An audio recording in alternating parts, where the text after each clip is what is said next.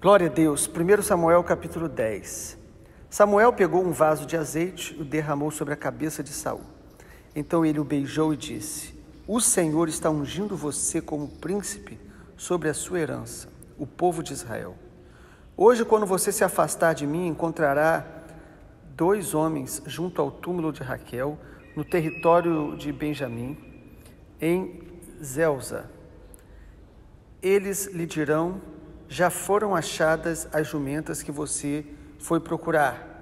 E eis que agora o seu pai já não pensa no caso delas, está aflito por causa de vocês, dizendo: que posso fazer por meu filho? Ao seguir adiante, você chegará ao carvalho de Tabor. Ali virão ao seu encontro 3 homens que vão subindo a Deus em Betel. Um estará levando 3 cabritos, outros 3 pães e outro um odre de vinho.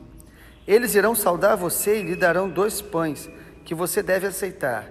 Então você seguirá para Gibeá Elohim, onde está a guarnição dos filisteus.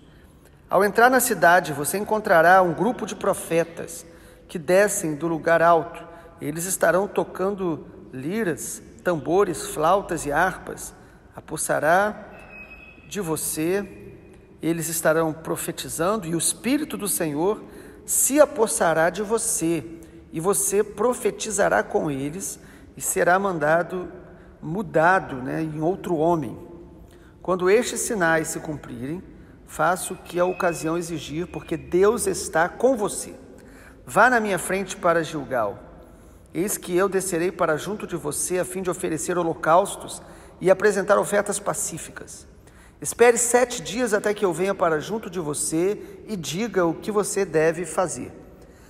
Aconteceu que no momento em que Saul se virou para se despedir de Samuel, Deus lhe mudou o coração, e todos esses sinais aconteceram naquele mesmo dia. Quando eles chegaram a Gibeá, eis um grupo de profetas que saiu ao encontro deles. O Espírito de Deus se apossou de Saul e ele profetizou no meio deles. Todos que já o conheciam, vendo que ele profetizava com os profetas, perguntaram uns aos outros: que é isso que aconteceu com o filho de Quis? Está também Saul entre os profetas? Então um homem do lugar perguntou: e quem é o pai dos outros? Por isso surgiu esse provérbio dizendo: está também Saul entre os profetas? E depois de profetizar, Saul seguiu para o alto do monte. O tio de Saul perguntou a ele e ao seu servo: aonde vocês foram? Saul respondeu: fomos procurar as jumentas, e quando vimos que não apareciam, fomos falar com Samuel. Então o tio de Saul disse: conte-me, por favor, o que Samuel dissera a vocês. Saul respondeu: ele nos disse que as jumentas tinham sido encontradas. Porém, Saul não contou ao tio o que Samuel tinha dito a respeito do reino. Samuel convocou o povo para comparecer diante do Senhor em Mispa e disse aos filhos de Israel: assim diz o Senhor, o Deus de Israel: eu tirei Israel do Egito e os livrei das mãos dos egípcios e das mãos de todos os reinos que os oprimiam. Mas hoje vocês rejeitaram o seu Deus, que os livrou de todos os seus males e trabalhos. Vocês lhe disseram: não queremos um rei, ou melhor, não queremos um rei sobre nós. Agora, pois, reúnam-se diante do Senhor por tribos e grupos de milhares. Samuel fez com que todas as tribos se aproximassem, e a tribo sorteada foi a de Benjamim. Então Samuel chamou a tribo de Benjamim pelas suas famílias, e foi indicada a família de Matre, Quis. E da família de Matre foi indicada de Saul, filho de Quis. Mas quando o procuraram, não puderam encontrá-lo. Então perguntaram ao Senhor se aquele homem já havia chegado ali. E o Senhor respondeu: ele está aí escondido entre a bagagem. Então correram e o tiraram de lá. Ele ficou em pé no meio do povo, e ele era o mais alto de todos. Dos ombros para cima, ele sobressaía a todo o povo. Então Samuel disse a todo o povo: vocês estão vendo quem o Senhor escolheu? Pois em todo o povo não há ninguém semelhante a ele. Então todo o povo começou a gritar: viva o rei! Samuel explicou ao povo o direito do reino, escreveu num livro e o pôs diante do Senhor. Então Samuel despediu todo o povo, cada um para a sua casa. Também Saul foi para a sua casa em Gibeá, com ele uma tropa de homens cujo coração Deus havia tocado. Mas alguns homens malignos disseram: como poderá este homem nos salvar? E o desprezaram e não lhe trouxeram presentes. Mas Saul se fez de surdo. Capítulo 10 nos fala da unção do rei Saul, primeiro rei de Israel. E o contexto nos mostra muito da realidade espiritual daquele momento e nos chama a atenção, irmãos, porque no tempo dos juízes, o povo de Israel estava tão espiritualmente apático, tão sem temor de Deus, que você não via profetas. Era raro. Quando Samuel começou a profetizar, a Bíblia diz que eram raras as visões e poucas as palavras do Senhor. Agora no capítulo 10 a gente percebe que além do profeta Samuel tem um grupo de profetas. Perceba que Samuel ele foi usado por Deus para discipular outros profetas. Havia uma realidade espiritual nova começando a acontecer sobre Israel. Deus estava levantando pessoas de oração, pessoas que buscavam a presença manifesta dele. Ou seja, aquilo que Ana, a mãe de Samuel, orou, clamou, que Deus realmente desse a ela um filho para que ele fosse ali criado ali diante do tabernáculo, diante da arca do Senhor, porque certamente, irmãos, Ana percebeu que o mais importante era a glória de Deus. E aqui a gente vê que a glória de Deus estava sim sendo restaurada no meio do povo. Mas era um processo. E nesse processo vem Saul, o primeiro rei de Israel. E a gente vê nesse capítulo, irmãos, como que Saul começou bem, como que ele tinha virtudes no seu começo que a gente deve aprender. A gente vê um Saul humilde, um homem que não queria aparecer. Ele recebe uma palavra profética com muitos detalhes. Samuel fala: olha, você volta para sua casa, o seu pai já encontrou as jumentas, mas ele está preocupado com você. E quando ele encontra com o tio dele, o tio pergunta, né, onde você estava? Ele diz: nós fomos até Samuel para saber sobre o que estava acontecendo, as jumentas tinham sumido. E o tio, sabendo que Samuel era um profeta, falou: e o que ele falou? E ele disse só acerca das jumentas. Ou seja, Saul não estava ali para falar aquilo que era muito íntimo, muito particular, daquela unção que Deus tinha dado. Ele não falou nada. Então você percebe alguém que no início do seu chamado era alguém que não estava deixando com que aquela nova realidade, aquele poder, aquele chamado de Deus na vida dele como rei subisse para sua cabeça no sentido de se exaltar. Era prudente. A gente vê também um Saul cheio do Espírito Santo, que coisa maravilhosa. Ele foi ungido rei, mas o Senhor, através de Samuel, o envia aos profetas e ele é cheio do Espírito Santo, ele profetiza. Irmãos, era um ambiente onde a glória de Deus estava sendo restaurada. Qual é a nação que não gostaria de ter um presidente, um líder cheio do Espírito Santo? Saul começou assim. Isso nos ensina muito. Como é importante a gente consagrar a Deus tudo que a gente faz desde o começo. Às vezes uma função até natural, profissional, a gente precisa fazer isso pedindo ao Espírito Santo para nos encher, para nos capacitar, para nos ensinar, para nos dar sabedoria, mesmo que a gente tenha capacidade, que Deus mesmo deu, mas que a gente possa ser sempre dependente do Espírito Santo. Assim, Saul começa o seu chamado. E aí, irmãos, quando Samuel chama toda a nação, reúne as pessoas para poder ungir publicamente, e aí a gente percebe algo importante. Existe uma unção que Deus nos dá particular, a sós, no quarto, e existe uma unção que é pública, onde Deus permite que a gente seja reconhecido, usado por Deus e outras pessoas vejam. Então há muitas pessoas que elas querem ser reconhecidas publicamente, mas elas não buscam ao Senhor no lugar secreto. Saul recebeu uma unção particular, ele foi chamado, ele foi ungido por Deus. Inclusive em Atos capítulo 13, versículo 21, o apóstolo Paulo fala sobre isso, que Deus deu Saul para Israel, para que não fique dúvida. O fato de depois a gente saber que ele vai começando a sair do propósito de Deus, não anula o fato que Deus o chamou. Irmãos, Deus, Ele quer realmente que a gente compreenda o chamado dele na nossa vida. Deus tem um chamado para todos. Ele nos chama para um relacionamento, Ele nos chama para a presença dEle, Ele nos chama para nos usar, para testemunhar do seu amor, da sua glória para todas as pessoas. Anunciar a vida de Jesus todos os dias da nossa existência é um chamado de Deus.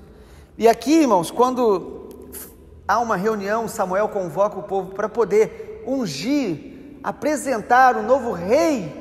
Uma coisa interessante acontece: Saul se esconde no meio do povo, ele está um pouco envergonhado, tímido, demonstra uma pessoa então que aí nesse início do chamado também, ele não está buscando aparecer, não busca popularidade, ele não está ali super autoconfiante ou autossuficiente. Irmãos, nós precisamos depender de Deus, nós precisamos também nos ver como pessoa que Deus pode usar pela graça dEle, mas a autossuficiência é um grande perigo.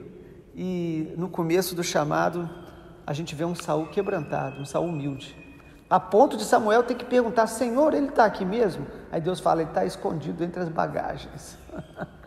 E aí encontram ele lá e Samuel o apresenta ao povo e diz que ele era possivelmente o mais alto de todos.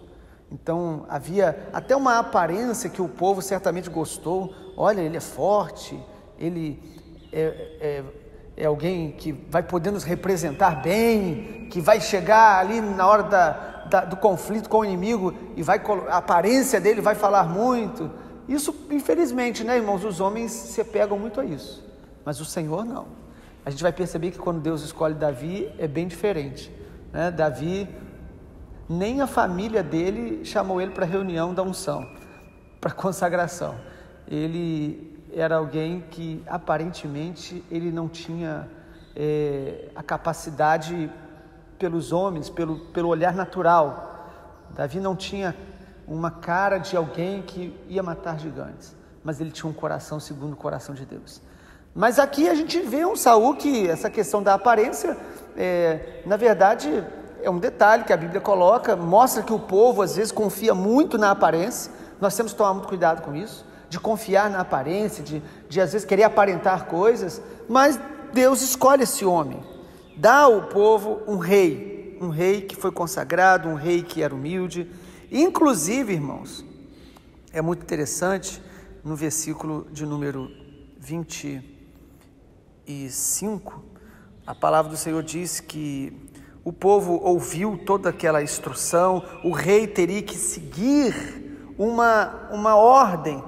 Não bastava apenas ter a unção de Deus, não bastava apenas ter esse começo de maneira virtuosa. Samuel deixa muito claro que tinham leis que o rei precisava seguir, e essas leis tinham sido dadas pelo Senhor a Moisés.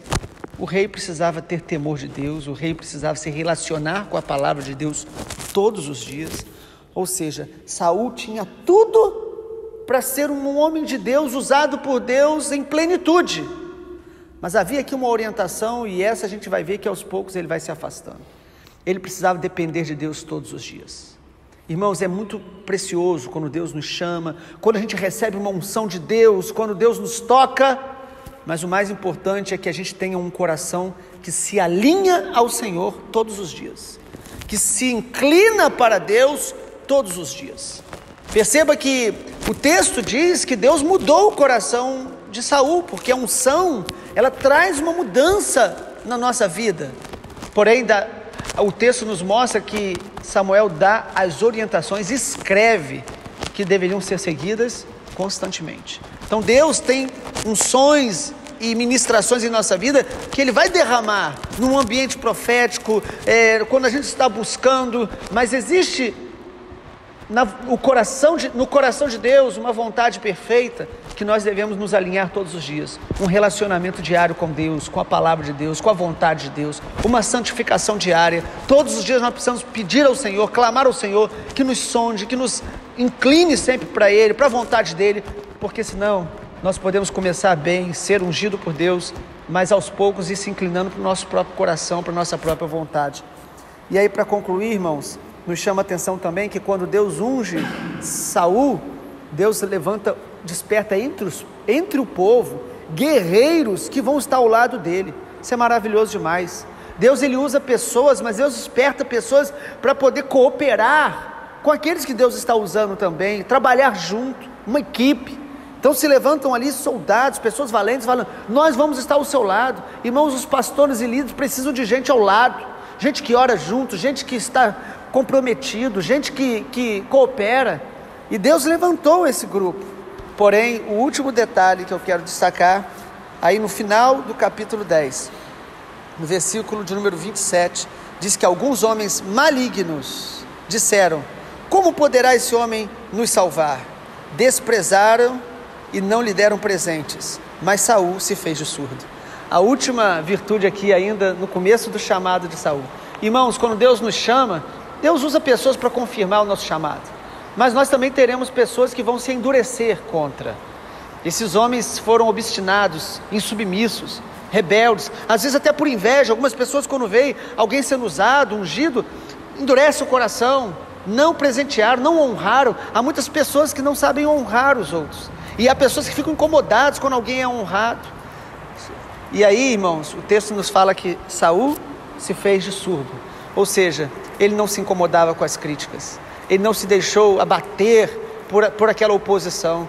Quantas virtudes que esse homem tinha, né, irmãos? Que Deus nos deu um coração virtuoso para compreender o seu chamado, para cultivar essas virtudes, mas que Deus nos dê um coração, irmãos, que se mantenha alinhado com o coração dele, que nós possamos constantemente estar permitindo que a palavra, que o Espírito do Senhor nos sonde e nos realinhe com o Senhor, para que a gente não venha a se tornar como Saul se tornou depois, como nós vamos ver. Que Deus possa nos dar graça para que a gente possa ser usado por Ele, mas sobretudo aprovado por Ele durante toda a nossa vida. Vamos orar? Pai, nós te louvamos e queremos te agradecer porque a tua palavra acrescenta luz ao nosso coração, e nós oramos, ó Deus, que nós possamos aprender com esse chamado que o Senhor deu de maneira tão especial ao rei Saul, aprender, ó Deus, a começar assim, com temor, com tremor, com, ó Deus, humildade, mas sobretudo, Pai, nos ensina a manter um coração alinhado com o Teu, um coração quebrantado, um coração dependente do Senhor todos os dias da nossa vida. Nos ensina, Pai, a ter uma vida constante na Tua presença, na Tua palavra, em nome de Jesus. Glória a Deus. Amém, Senhor.